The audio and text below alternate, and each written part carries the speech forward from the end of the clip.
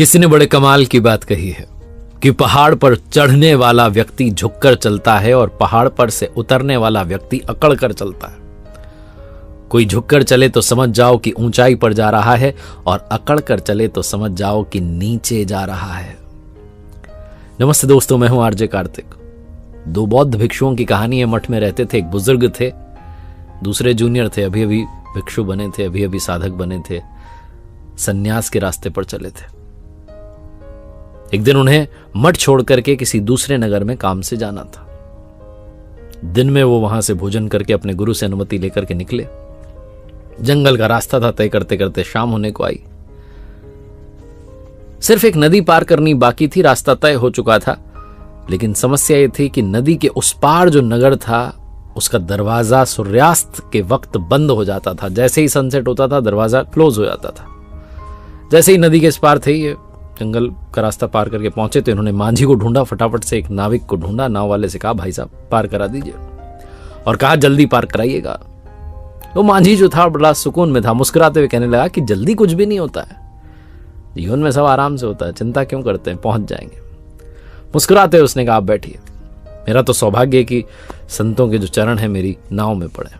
उन दोनों बौद्ध भिक्षुओं को बैठाया और नाव पार कराने लगा। बार बार ये दोनों दबाव बना रहे थे, कह रहे थे स्पीड में चलो, तेज भगाओ, दौड़ाओ, निकालो यहां से। और वो मांझी उतनी सौम्यता से मुस्कुरा रहे थे, उन्होंने कहा, अरे चिंता मत करो। जैसे नदी के उस पार पहुंचने वाले थे तो बुजुर्ग ने पूछ लिया, जो बुजुर्ग वाले भिक्षु थे, उन्होंने पूछ लिया नाविक से कि क्या लगता है वो जो सामने दरवाजा दिख रहा है उस नगर का, सूर्यास्त होने से पहले हम वहां पहुंच जाएंगे? क्योंकि अगर नहीं पहुंचे सूर्यास्त से पहले तो दरवाजा बंद हो जाएगा, हम नगर में प्रवेश नहीं पाएंगे, जा नहीं पाएंगे अंदर। नाविक ने कहा, अगर आप तेज चलोगे तो नहीं पहुंच पाओगे, धीरे चलोगे तो पहुंच जाओगे। बुजुर्ग और वो जो जूनियर वाले भिक्षु थे दोनों मन ही मन हंसने लगे कि गजब बात कर रहा है, तेज चलोगे तो नहीं पहुंचोगे, धीरे चलोगे तो पहुंच जाओगे। धीरे चलने पे कोई पहुंचा? नदी के उस पार पहुंचे और जैसे ही नाव में से उतरे दौड़ के भग करके चलने लगे, तेज तेज तेज तेज। उबड़ खाबड़ रास्ता था, झाड़ियां थी, पत्थर रखे थे बड़े बड़े। जो बुजुर्ग वाले भिक्षु थे वो उलझ करके गिर गए उल्टे मुंह में से खून बहने लगा, जोर से चीखे। तो जूनियर वाले ने पीछे पलट करके देखा, कह रहे मेरे जो सीनियर हैं, गुरुजी हैं, ये तो गिर गए। उसके मन से वो ख्याल तो चला गया कि जाना है वहां जाकर के नगर में प्रवेश पाना है। उसने कहा पहले इनका इलाज कराना, उपचार कराना है। आवाज दी नाविक को, बुलाया मांझी को कि आओ मदद करो। मांझी आया, आकर के कहने लगा कि मैंने बोला था तेज चलोगे नहीं पहुंचोगे, धीरे चलोगे पहुंच जाओगे, आपने समझा ही नहीं। वो जो नए नए बने थे भिक्षु, उन्होंने कहा, अरे पहले इनको लेके चलो गुरुजी को, इनको ठीक करो।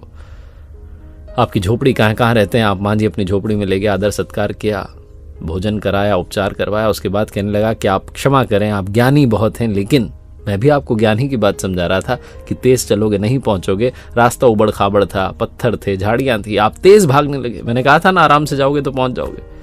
आप पहुंच जाते, नगर में प्रवेश पा लेते, वहां विश्राम कर रहे होते बजाय कि मेरी झोपड़ी में।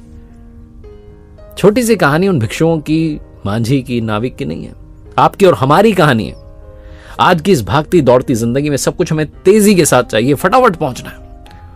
हम भूल जाते हैं कि संतुलन बना के रखेंगे और धीरे धीरे चलेंगे तो रास्ते का भी आनंद लेंगे और मंजिल तक भी पहुंच जाएंगे। लेकिन हम इतनी तेजी दिखाते हैं कि ना तो रास्ते का आनंद ले पाते हैं और ना मंजिल तक पहुंच पाते हैं। इसलिए हड़बड़ाहट जो है उससे अपना पीछा छुड़ाइए और संतुलन के साथ बैलेंस बनाते हुए, हर पल को एंजॉय करते हुए जीवन को जीना शुरू कीजिए। एक बार फिर से वही बात जो अक्सर आपसे कहता हूं, ऊपर वाले के आशीर्वाद, अपनी मेहनत और अपनों के प्यार के साथ कर दिखाओ कुछ ऐसा कि दुनिया करना चाहे आपके जैसा।